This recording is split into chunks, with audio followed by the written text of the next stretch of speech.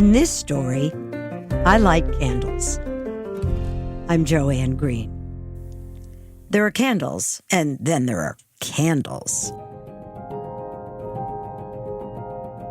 I suppose it would work to light a candle for light with a lighter, say if you were in a blackout. But a candle being lit for romance, or to remember a lost loved one, or on Friday night to punctuate the week and usher in the Sabbath, well, those candles require a match. The striking of a match is the start of the ritual.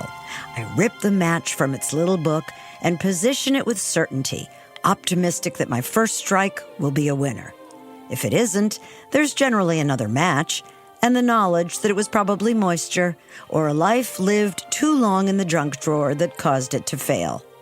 When it works, it's an old familiar scraping sound followed by a tiny burst of flame, the promise of connection to come. I turn the match slightly so that the flame won't extinguish prematurely, and then wait for the zing, the knowledge that the fire's been transferred from cardboard to rope, and the relief that this one took. And then, perhaps my favorite moment, I or someone in the room being honored, perhaps a child or a visitor, blows out the match. I then bring the match to my nose and inhale the sulfur.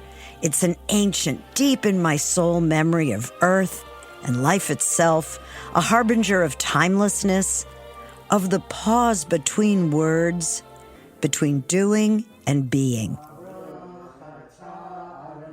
It brings on Shabbat, a break in the action, permission to check out, to breathe, to drink wine, to let go of obligation and performance. A palace in time, said Abraham Joshua Heschel, in which all is suspended. It's a gift we're too distracted and caught up with ourselves to unwrap. Lighting candles is the start. I usher in the quiet, the warmth, the memory, the pause, with 3 strokes of my hands, ceremonially drawing in the light. Everything is different once the candles are lit. But just in case, we take a few more moments to sip some wine, think about creation, and express gratitude for bread, a true partnership between what we've been given and what we can create. On a perfect Friday night, there's honest conversation, reflection, laughter, and connection. There's food and more wine, and far too infrequently, an awareness of separation from the mundane or unholy with the sacred. And that's just the weekly candle lighting. There are others. There's the yurtzeit, or memorial candle, that I light on the anniversary of a family member's death. 4 times a year, I strike that particular match and say a prayer, often pulling out a letter, or a pair of socks, a photo, or his silly Hawaiian shirt, to surround myself with the closest bit of essence I can find. I inhale and try to summon in a piece of presence, a whiff of what once lived, a hint of what I miss. Not all candle lighting is sacred. Sometimes it's just to set the frame, establishing a mood for doing yoga, or calming down for the night, or elevating a particular dinner with special ambiance.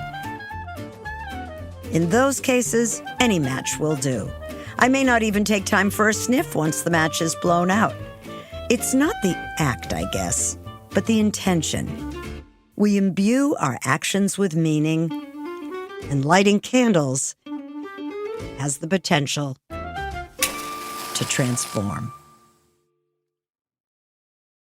Thanks so much for listening to In This Story, my memoir-style micro-essays. I've written a full-length book, By Accident, a memoir of letting go, which is now available in paperback, as an ebook, and as an audiobook. You can purchase it online or at your favorite local bookstore.